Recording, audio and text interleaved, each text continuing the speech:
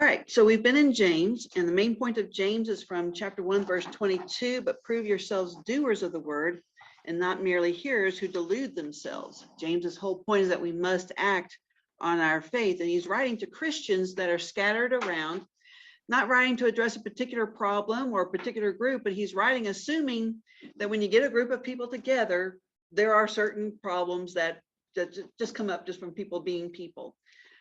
He was living in Jerusalem, most likely all of his life. And it seems like he was very aware of all the teachings of Jesus, even though when Jesus was alive, he didn't believe who he was.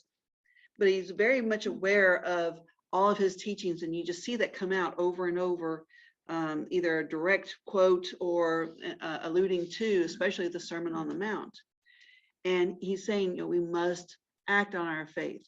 Not works of law to make ourselves right and earn our way to heaven, but works of faith in response to God making us right because of Jesus' sacrifice in response to that love for us. So we've seen in James that trials should be welcomed as opportunities to grow our faith. Yay. I'm still struggling with that one. And James is very polite. He says, well, now if you need help, you're going to need help, but he puts it politely. If you need help, then pray for God's wisdom, trusting that God will provide that wisdom. And then he goes on and he says, now trials are one thing, temptations are completely different. Temptations are from within. Temptations happen when we're focused on what we want. And right after that, he starts talking about how damaging our speech is and how much we should control what we say, that we should be quick to hear, slow to speak, to be a hearer. And it is also a doer, that a truly religious person controls their speech and focuses on meeting the needs of others, that we should be so busy doing these things for Christ that we don't have as nearly as much time to talk as we sometimes act like we have. That's me.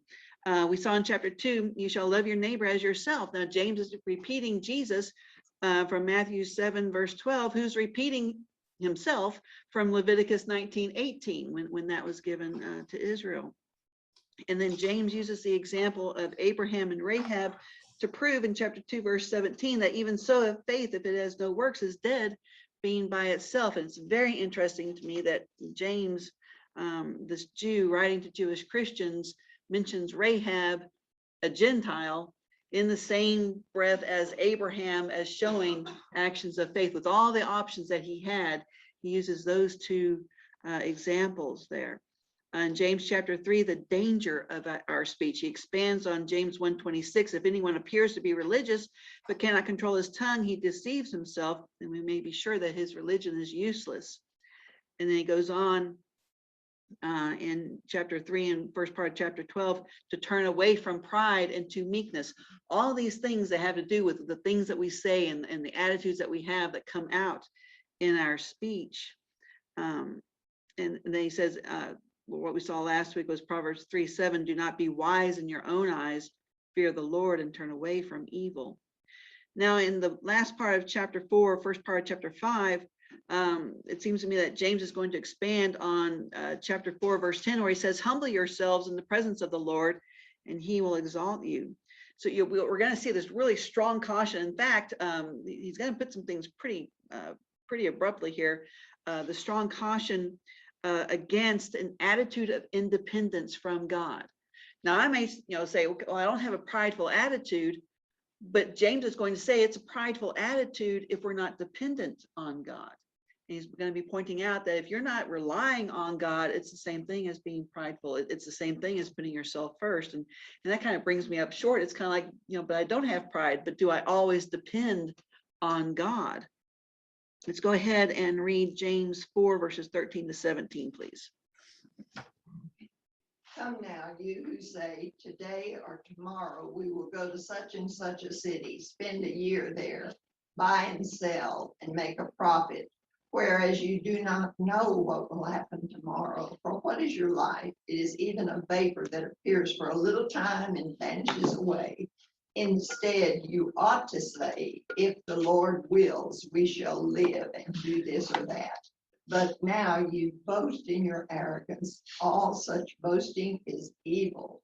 Therefore, to him who knows to do good and does not do it, to him it is sin. Thank you. Remember, he's writing to Christians. He's not writing to non-believers to convince them to believe in Jesus. He's writing to believers, and he's rebuking them and warning them to live their lives that, because it's a natural thing. We get caught up in our circumstances, but he's warning against living lives without a constant awareness of God. He says, yeah, it's very easy to get caught up in our circumstances and our jobs and our families and all this kind of stuff. And we make our plans and we go along about our business. And God's kind of like, where am I in this? Verse 13, wait a minute, you who say we are going to such and such a city today or tomorrow, and we shall stay there a year and do business, and we'll make a profit. I mean, notice that this is what is going to happen. And God's kind of like, am I part of this at all? And these are Christians. And that temptation is so easy because our circumstances are immediate and all the things that are going on, and we make our plans, and yeah, we need to make plans. But there's some problems with that because God knows the future. We certainly don't. And remember in verse 11 and 12 of chapter 4, there's a problem with judging others because God is in control. And in the same way, there's a problem of judging or assuming or determining, deciding what's going on in our lives, because again, we're assuming control, not God. And so he's kind of really interesting when you read the whole thing. You just kind of read James through all the way, how well it just kind of, chapter 1 sets up what he's going to talk about, and everything just kind of segues into the next thought very, very smoothly. Yes. Talking about trials that can increase our faith and help us. When I was going through cancer, there were times when I could not think about what was going to happen tomorrow. I couldn't tell what. I didn't know what to pray for. And at that time, then I called, as I've said before, I've called on the Spirit to help me with this. Yes. And it did increase my faith. I realized there was nothing I could do. I didn't know if I was, anytime you're diagnosed with cancer, you don't know if you're going to make it through or not. Right. And it came to me that it really doesn't matter one way or the other. God is in control. And yes. It did increase my faith. And I thank him that I went through that at the time. Right. Do I want to do it again? No. Absolutely not. Yep. I have enough faith, Lord. But again, but he's warning, wait a minute, you have this attitude, I'm planning my life. And the first problem with that is not working for the glory of God, but for self-satisfaction. I'm going to go do this. I'm going to make this money. And the Bible says, yeah, I'm going to, amass all this wealth. And the Bible says that such pursuits are an exercise in futility. Proverbs 23:5 says, in the blink of an eye, money can disappear as if it grew wings and flew away like a bird. Doesn't it? You work so hard for all this stuff, and it's kind of like, I can't even figure out where at the end of the week where the money I had in my wallet went. Proverbs 39:6 says, he amasses riches and does not know who will gather them. A successful business person, they'll work 60, 70 more hours a week all their lives and be successful, and then the next generation comes along and can just and run it into the ground. I mean, when we first moved to Albuquerque, we were saying, hey, yeah, there's this family-owned restaurant over here. There used to be 6 or 7 of them in the state, but then the first generation who built that, they died, and the kids just ran them into the ground, and there's one left. That's what happened with that Mexican El Charro. Yep. And again, they let the kids have it. And that's the thing, working so hard, focus so much on that, and yet you don't know what's going to happen to it after you no longer have control over it. Solomon in Ecclesiastes 2 verse 18 says, thus I hated all the fruit of my labor for which I had labored under the sun, for I must leave it to the man who will come after me, and who knows whether he will be a wise man or a fool, yet he will have control over all the fruit of my labor. Now Solomon had built up Israel to the height. I mean, they were the wealthiest, they were the safest under his rule. And then his son comes along, who was an idiot. I'm sorry, he was an idiot. And Israel, I mean, they split. They were on the decline ever after. His son squandered that. And that's what happens because you are no longer in control. Yeah, I know people, and I do it too sometimes, that because the scriptures, like, well, I'll see you at church, good Lord willing. And that, is it wrong not to say good Lord willing? No, we'll get there. You're Okay, jumping ahead of me. good. We're getting there. It's right now we're dealing with the attitude of I will. So in verse 13 here, you say, come those who say tomorrow we shall, replace that with I will. I will do this. I will accomplish this. I will accomplish that. And in Luke 12:15, we have a warning from Jesus that our lives are not about our stuff. Go ahead. Who has Luke 12:15? And he said to them, take heed and beware of covetousness, for one's life does not consist in the abundance of the things he possesses. All right, so we have a warning from Jesus that our lives are not about our stuff. And that's the attitude we see in verse 13. I am going to go make a profit. I'm going to work hard. I'm going to enjoy, I'm going to make a profit here. I'm going to be rich. And he tells the parable of this rich man who was so successful that he said that he decided in verse 19 of Luke 12, relax, eat, drink, have a good time. But his answer from God was, foolish man, tonight you're going to die. So what about the things you prepared for yourself? Who will get those things now? So this first problem that we see in verse 13 with this attitude is not living a God-centered life. There's this vanity and futility of focusing on getting stuff in this life because you can't take it with you. Yes, Don. Well, you also have the rich man that Jesus would not give away everything. Yeah, he couldn't give up his stuff. Exactly. And so the solution, again, from the Sermon on the Mount, Matthew 6:20, the solution to the attitude of I need to get all this stuff so that I'm, so I've got this stuff, and not being God-centered. Matthew 6:20 reads, but store up for yourselves treasures in heaven where neither moth nor rust destroys and where thieves do not break in or steal. So again, where's our focus? Is our focus on I am going to get this stuff so that I can retire, so that I can be comfortable, so that my all this, my stuff, the focus needs to be on God always. And the second problem for Christians who live a life not focused on God is a presumptuous attitude where you see in verse 13, I will, I shall, for me.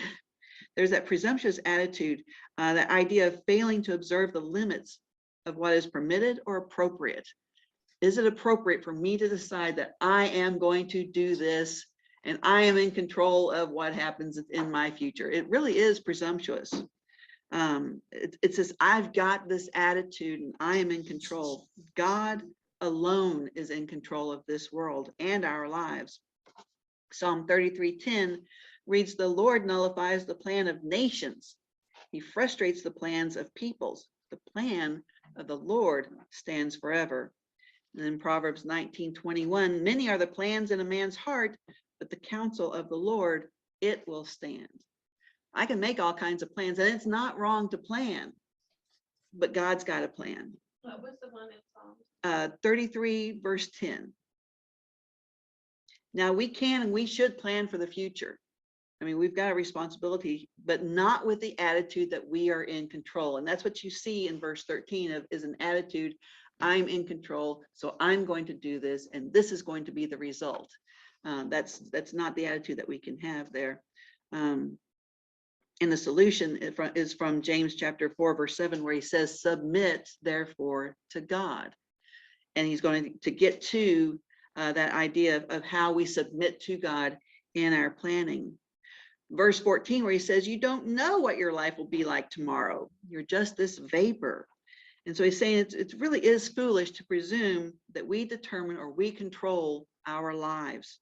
The third problem here with this attitude is that we can plan all we want, but we have no idea what will happen tomorrow. A little over a year ago, I woke up on a Wednesday morning knowing what my plan was. I had planned, because I had worked for it Monday, I'd worked for it Tuesday, I woke up Wednesday, I was going to be teaching ladies class. I knew what the plan was for that day until it wasn't, until I was having my appendix out. So, and we probably all had, where we very carefully planned and we knew exactly what was going to happen that day, and it just completely goes off the rails. In our place every time. Exactly. And it's kind of like, yeah, because I knew what my plan for the day was until I was doubled over and on my way to the hospital until it wasn't. But that's an excellent point. You were working for the Lord. You were working to teach a Bible class, and your plan still went awry. Yep. So my attitude still needed to be, God is in control. What I planned is not happening today. Well, it's But God is said still what in seems control. Right to us Yep. is not, that's good. I never thought of that. And actually took care of my lactose intolerance. It's kind of like, I know. It's kind of, that was pretty cool. Andy's after we get through. No, actually I can now. But again, but the solution for that, Yeah, wisely. the solution for planning, thinking that I am in control is from Proverbs 27:1. Do not boast about tomorrow, for you do not know what a day may bring. And again, and then we're going to get to verse 15 here. Oh, I got to get to my fourth problem first. The fourth problem that we see in verse 14 here is that we can plan all we want, but our lives in this world are very short. Now we have eternity, but this idea of a vapor or a shadow, that's a figure of speech that shows up often in the Old Testament. One thing we did not have in Albuquerque was fog. And there have been, some mornings that it's pretty cool to get out early and see the fog. It's gone really fast. When you step out and it's cold out and you see your breath, it is gone very, very fast. And that is what our lives are like as far as eternity is concerned, as far as our lives here on this earth.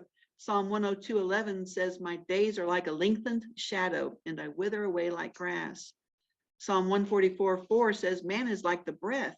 His days are like a passing shadow. We need to keep in mind, yeah, we plan, but our time is limited. If you watch TV for any length of time at all, you'll see a health commercial or a product for this, or take a drug for this. Everything is geared toward prolonging life and health with no end. I mean, Even at best, it's still a short time. I You know, say 110. but everything you see, everything you hear is denying death is even a possibility. Years and years back, the doctors determined that my stepdad had 4 months to live. They were positive about that. And they told my mom, but they said, don't tell him. And they would have denied him the knowledge that his time was limited. Because it's kind of, oh no, we got to keep, and if you watch TV or any old movies or anything like that, it's kind of, oh, well, we don't need to tell them that. And well, now he lived another 4 years, so ha. But we need to be very cognizant that this life does end and we don't control when that happens. And we must be prepared. And I think sometimes it's a tool of the devil, the idea that, we'll just keep on going, we'll just keep on living. Hey, take this other drug and it'll help this, and denying the idea that, oh, well, you don't have long to live, you have 4 months, but don't tell him that. Now, giving him a chance to prepare. exactly. Yeah. Exactly. We must be prepared. Now, it's not being morbid, but denying death, I think, blocks us from preparing for eternity.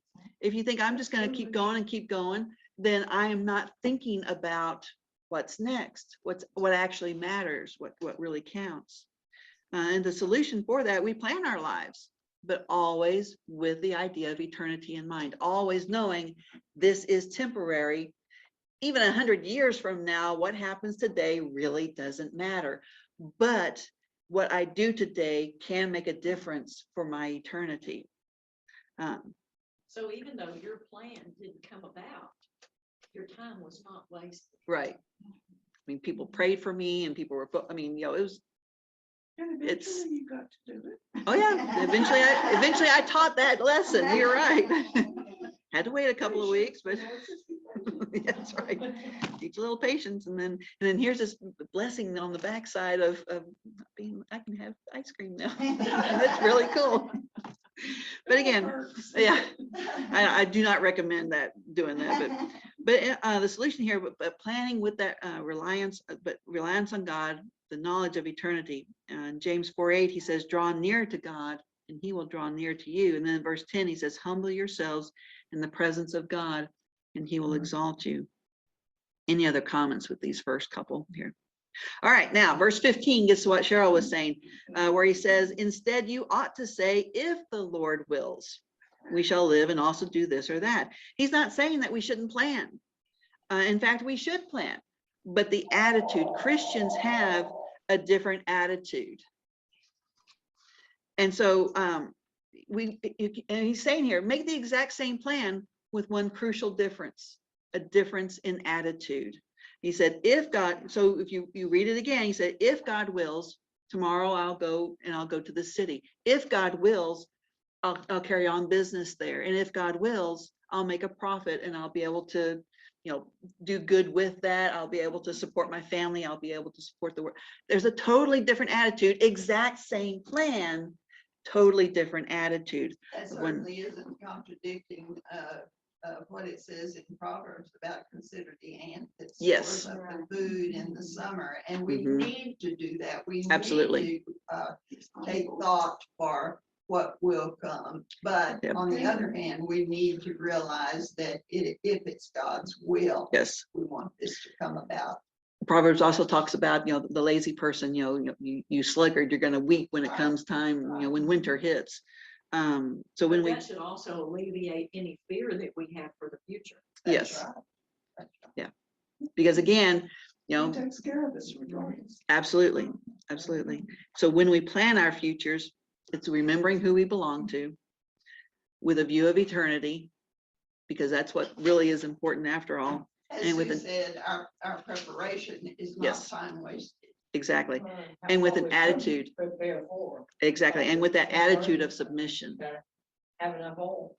Yes, go ahead. But from personal experience, you cannot always be prepared for everything. Oh, no, absolutely When I not. lost Dennis last year, Absolutely not. We're never prepared for things like that. Yeah. He's talking Even though about we know the what plans it that is we to make. die Yeah. sooner or later. But he's talking about the plans that we make when we think we are planning for our futures, that we remember who we do belong to. And so that when things do happen, God is in control. God But will we have continue to realize bless we're us. not only one that happened. That helped me a whole lot. And I lost my husband. Yeah. I'm not the only one. So we have to look at it. If others can do it, I can too. Mhm. It's not always easy. Uh, That's always been my motto. Yeah. When I had my first baby, well, that was all I had to go by. Other people did it, I couldn't. Yeah. Oh, I know. I'm sitting home with this little bitty, what on earth were they thinking? It's kind of like, I don't have a plan. I don't even have a pediatrician. I had a room ready. Yeah. I had a room ready because of a friend. I But didn't kill him. I I was gonna kill him. know. Sarah survived.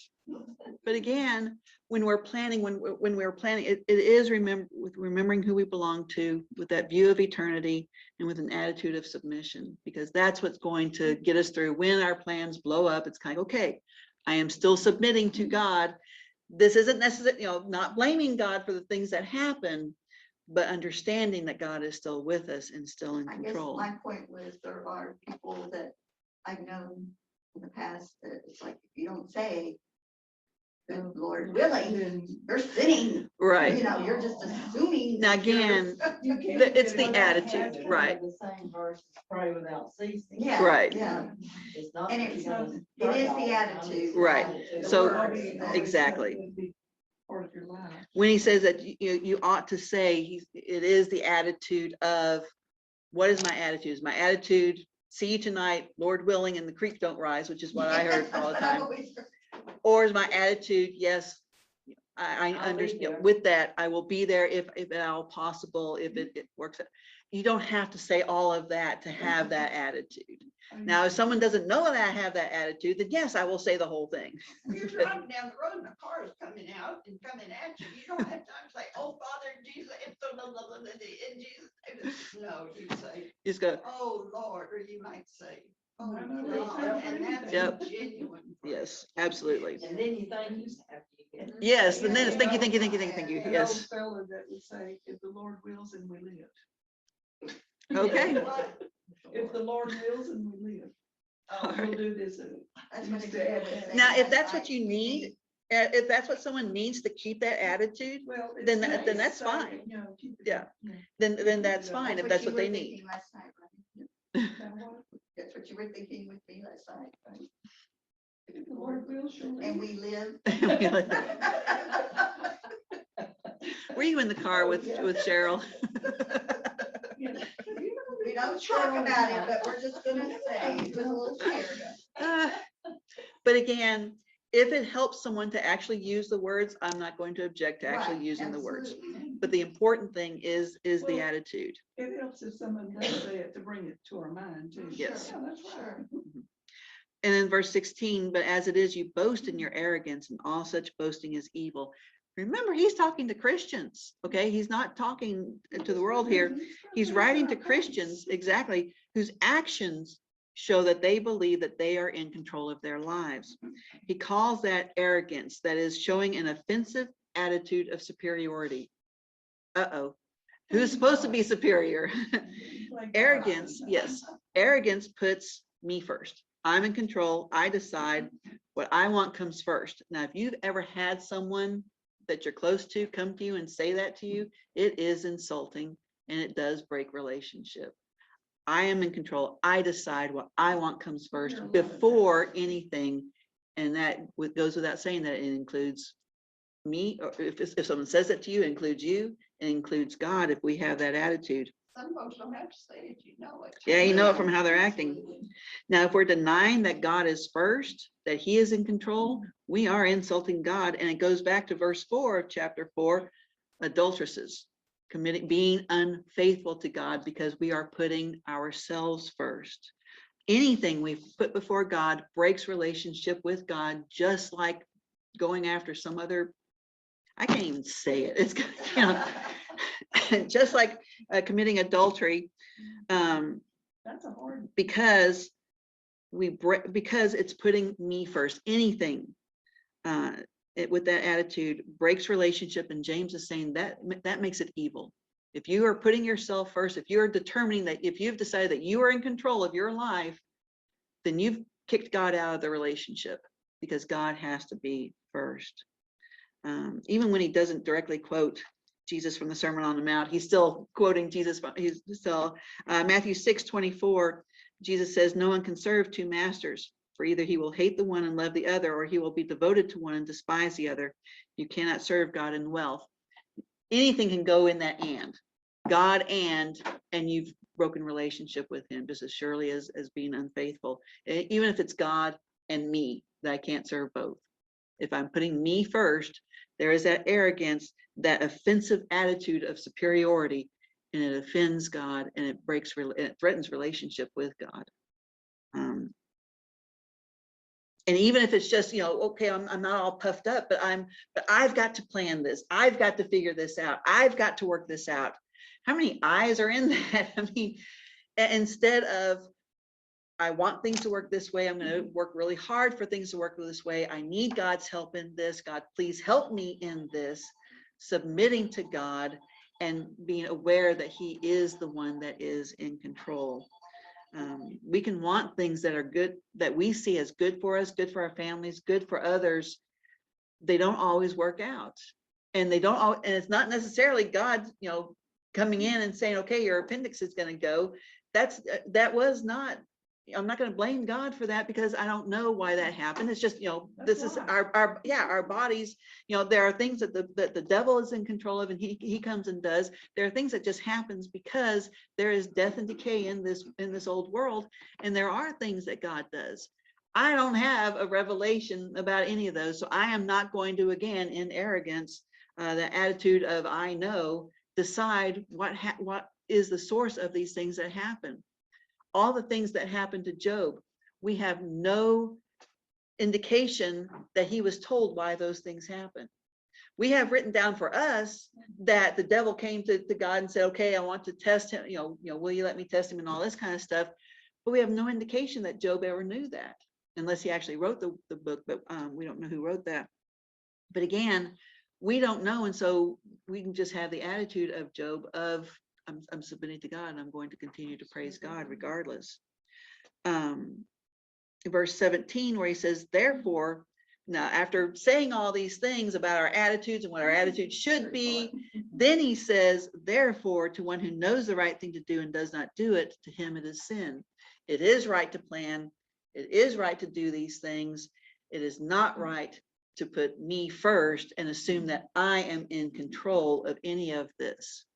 That scripture comes to my mind every time I go through a store and I see something on the floor. I know that it would be good to pick that up and hang it back up. But the scripture It's a comes in my long way brain. down to the ground now. I tell you what, I think tall people get a pass. No.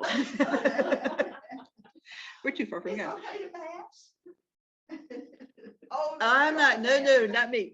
But again, he comes back around to acting on our faith. And it's easy to say, if God wills. Do we act like that? Do we have the attitude of submitting to God when our Yeah. plans do completely go If off the God wills, rails? But I'm gonna make it happen. I know. Yeah, because we can say the words all day long, but James comes back to do the right thing. Don't just say it, because if someone says, okay, now I'm going to say if God wills, but I'm still going to have the attitude that I'm, in verse 13, that I'm going to make this happen. You've not changed anything. You've got to act I think on about that. when we're told to pray for whatever it is that we feel that we need. I think about Israel when they wanted a king. It was perfectly logical in their minds that a king would be so good for them. Yes, he would But fight they their were battles. told- Yes, Yes, and they were absolutely. told, and God said through the prophet, no, don't Mhm. do that. You'll be sorry. But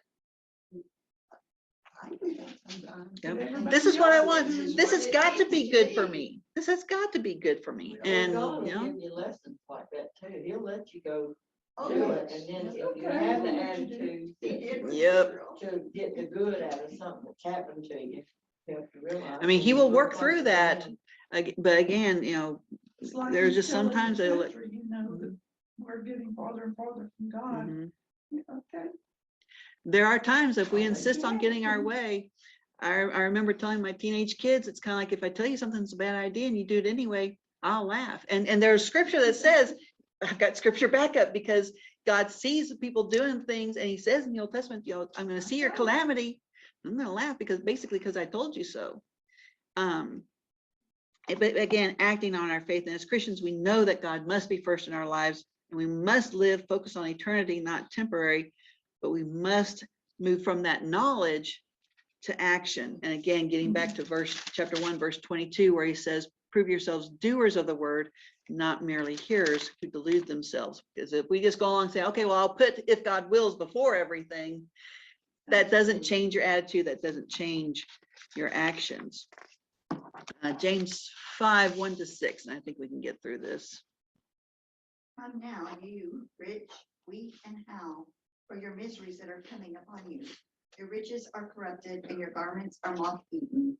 Your gold and silver are corroded, and their corrosion will be a witness against you and will eat your flesh like fire. You have heaped up treasure in the last days.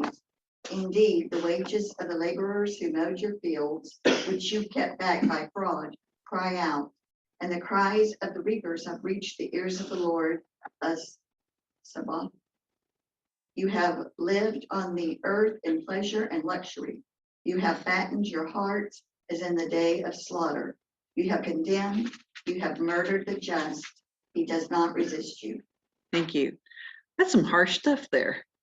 James has really been hammering a need for complete dependence on God.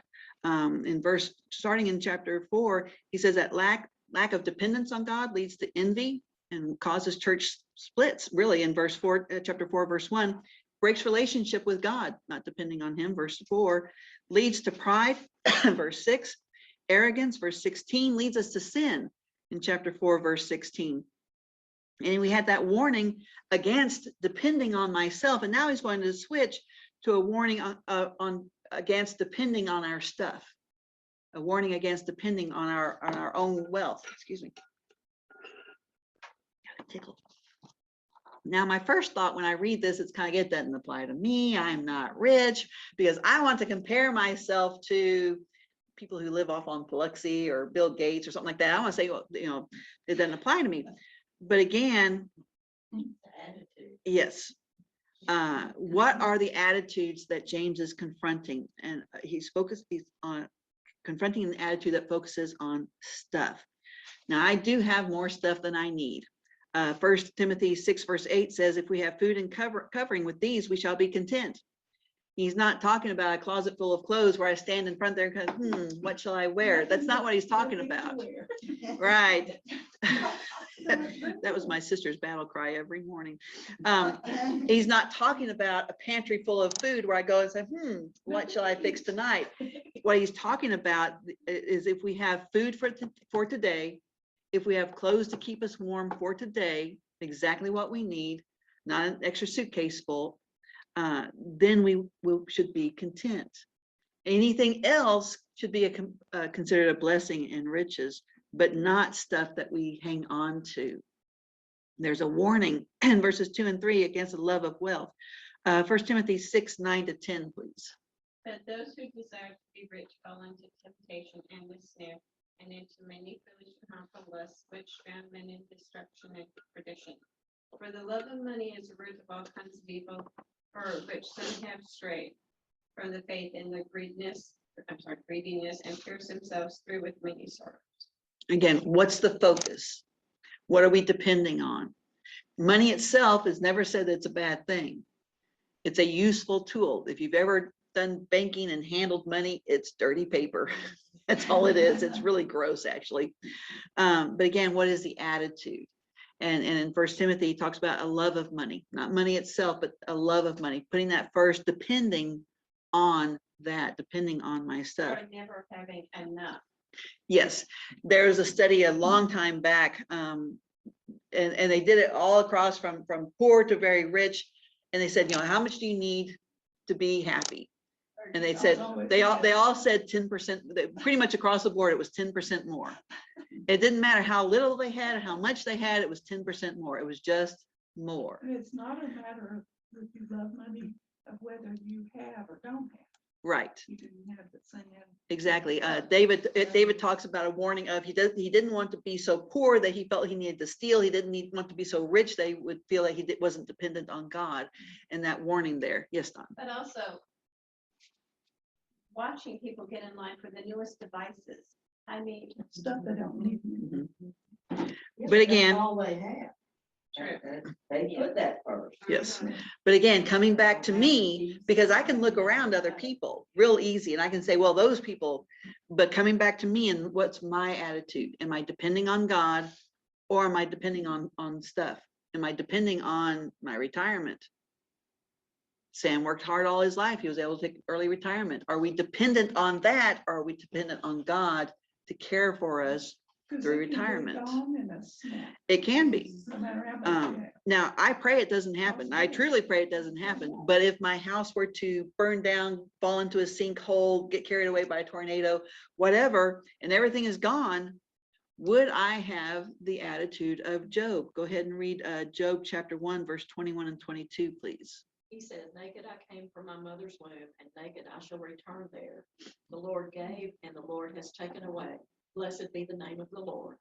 Through all this, Job did not sin, nor did he blame God. Exactly. I Now, think of that too. that, Lose everything, well, I still. yes, that I wonder about that about myself because, I've got, I don't want to be I've got- tested. I know. Well, when you think about that, he wasn't just talking about material possessions. He was talking about his either. children as He was well. talking about a family. Yes. So, So he really was left with nothing. And then he had his wife who wasn't helping. He had his friends Yeah, who, they didn't take her. well, I know. Or his friends. maybe that was part of the plan. That could have been. Oh, yeah, that's what he needed. But again, I'm sorry. am I reliant on my stuff and would it devastate? I mean, I would miss my stuff. I would be very unhappy, but would I be devastated and would I lose my faith in God? Would I blame God? There's two different things there, but we do put a lot on our, I do. We get I may be caught the up only in it one. because it's- I may be the only one, it's but again, tangible and we can see it, yes. hold it, and touch it. So and it is a blessing. We are all of us blessed by God because we have a roof over our heads. We have plenty of clothes. We have plenty of things to eat. We are so far beyond what Paul wrote about in 1 Timothy 6:8 that we are rich in blessings. But what are we dependent on? Are we dependent on those Because, oh boy, if there's another run on toilet paper, boy, I've got to have mine. You know, yeah, it's kind of, but again, what are we relying on? And yes, I do have a closet full, but but again, are we content, or are we going to start getting worried? Kathy, Yes. I've experienced firsthand what that like extra 10%. Because when we moved from Natalia, we lived in a very tiny little house. But the guy fixed it up. He said, "Well, this is a really nice starter home." And 40 years later, we were moving from that home up here to my dream home, my absolute dream. Now, don't get me wrong, I'm so grateful for it. I don't feel deserved. I'm like, I sometimes say, what in the world? How did this even happen?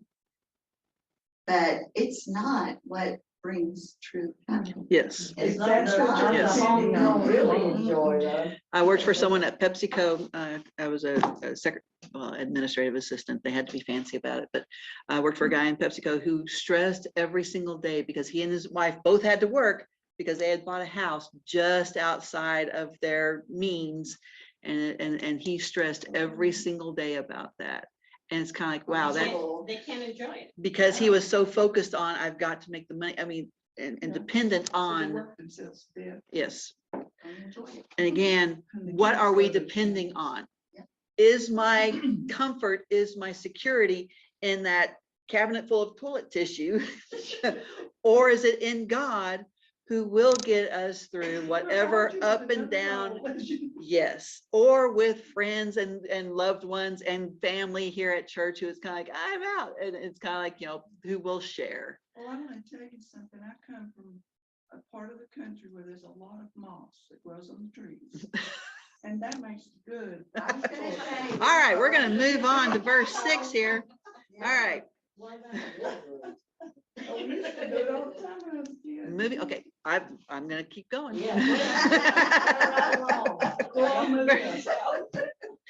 Verse 4, when he talks about the laborers and how they are mistreated, they've done the work for you and you didn't pay them. Basically, you're living this life of pleasure, and you're just not treating the workers right. Now, no one works for me. No one's worked for me in 30 years since I was, so I can kind of say, okay, well, I can skip right over this. No one, again, how do we, because it's talking about mistreating those who work for us, but how do we treat those who serve us? Uh-oh, the bank tellers, when we have to wait in line and then they tell us they can't do what we want them to do. The waiters, when we've had a grumpy day and they're not very quick with my refill. The sales clerk at Walmart, this is getting tougher. I don't know about y'all, this is getting a little tougher. And then the dreaded customer service rep on the phone. How do we treat them? Because they are in a position that they They're just have to doing their serve job. us. Well, they don't have that attitude. I don't know. True enough. I was on the phone with the It's Social the Security telemarketers. office this Yeah. morning, and they don't have that attitude either. But again, how do we treat those who are in a position where they serve us? How do we treat them when we're frustrated by policies or mistakes, especially when it's some company's mistake that we're trying to call and correct? Are we pleasant, polite? Do we treat them well, regardless of the circumstances, even if their attitude isn't the best? Oh, that's even when it's more challenging. Yes.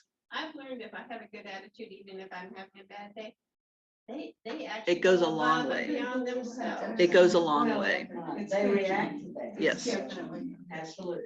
Now, sometimes mistakes are made. That happened on the Okay. phone this morning. Yeah, I remember going in when the kids moved in with us and they were, because of their situation, they qualified for Medicare. And I go in there and the person was so suspicious of me. And I said, no, this is for the kids. They're the ones that don't have the parents. Oh, I thought you wanted it for you. No, and her attitude completely changed. But if my attitude had been in response to her attitude of you're taking advantage of the system, then that would have just fed off each other. And it just kind of, okay, how do we treat people? Oh, absolutely. Because, and she said, so it's kind of, I see this all the time that, people try to do this. It's kind of, oh no, this is not, we've got our, we take care of our own stuff. We didn't have nearly as good coverage as they did, but again, but that's government stuff. But again, what is our attitude when the person who's supposed to be serving us, serving some need that it is their job to do. And their attitude isn't what it needs to be. What is our attitude? How do we treat them? And that's what he's talking about in these first few verses here, that we all have somebody that is doing something for us. Do they get paid? Do they get paid in a timely manner? Are they treated well? What is our attitude toward them? Sometimes mistakes are made. If you go out to a restaurant and there's a group and someone gets overcharged, I guarantee you they'll say, hey, I got overcharged. But what if we're undercharged? What if they left off an appetizer? Well, they need to pay attention. And again, That is if you've ever not worked the as a right attitude. I actually honestly have told them, Yep. I've been honest. And again, but do we have the same attitude when we're overcharged as when we are undercharged? Because someone pays for that. Nothing is free, regardless of what the politicians say, nothing is free if you do what's right. Because that waitress, at least 30 years ago when I was a waitress, if something wasn't on your, if you didn't get the money for the things that were on your ticket, you Well, paid out of last- your pocket. Last week I had Walmart delivery because they delivered some chicken stuff too. And I ordered a bag of chicken cutlets and a few other things and they delivered it. Well, about 5 minutes later, there was a second, I had canceled one order because I forgot to add something and then I redid the order. And so I got the canceled order in a spot and I called them, I'm like, I got this order and that order, but I made sure I tipped the second one because he wouldn't have got a tip either, so I gave him cash. But they go, oh, you can just keep it, don't worry about it. I'm like, okay, thank you. At this point, they can't take things back because of COVID, but anyway. But yeah, so is our attitude the same? Because again, how are we treating someone? And there are times that's fairly easy. Sam went and cashed a check a while back, and it was several $100s and a couple of them stuck together. That was a trip back to Walmart, not a big deal. I will tell y'all in about 30 seconds here that I have the one time that was really, really hard for me. Sarah was like a year and a half and we were in New York, it's snowing, the parking lot is slush. We came out of the grocery store, loaded up the groceries, got off the snowsuit off Sarah, then saw the candy bar that she had grabbed off the. Now she hadn't done anything wrong. She had just, it was right there. She just grabbed something and it was just beside her and I hadn't noticed it. Put the snowsuit back on, put her back in the cart, back across the slush, back inside. And I knew it wasn't a big deal, but I told her and been training her, we pay for what we get. We didn't pay for this. She knew we had, she was a bright kid. She knew that it hadn't gone, across the little thing and said, we've got to go, we did not pay for this. We've got to take it back. Well, of course we get in there and the guy's got, oh, it's not a big deal. Keep it. I said, I appreciate that, but I've already told her we didn't pay for it and that we need to return anything we don't pay for. Back across the slushy parking lot, back into the, take off the snowsuit. And that was when it was the smallest thing. It was so much easier to return that $100 that we got extra than it was to return that stinking candy bar that was 50 cents. But again, what is our attitude toward these things of making sure that we treat people right? And the lesson that Sarah learned. Yes, of treating people right. Do we have an attitude of submission to God and focus on the eternal when dealing with our stuff, when dealing with other people? That is hard. All right, I want to finish up here very quickly. James 4 verse 10, humble yourselves in the presence of the Lord and he will exalt you. James writes that Christians must depend on God in all aspects of our lives, whether it's planning or whether it's with our stuff, with the people who serve us. We must wholly commit ourselves to depending on God, and only then will we be able to do that right thing that he talks about in verse 17. And only then will we be able to have the right attitude so that we can do what Jesus says is right in John chapter 15, starting in verse 4. And I'm going to finish with this. Remain in me and I in you, just as the branch cannot bear fruit of itself, but must remain in the vine, so neither can you unless you remain in me. I am the vine, you are the branches. The one who remains in me and I in him bears much fruit, for apart from me, you can do nothing. If anyone does not remain in me, he is thrown away like a branch and dries up, and they gather them and throw them into the fire, and they are burned. If you remain in me and my words remain in you, ask whatever you wish, and it will be done for you. My Father is glorified by this, that you bear much fruit, and so prove to be my disciples. Just as the Father has loved me, I also have loved you. Remain in my love. Thank you very much for your time and for your comments.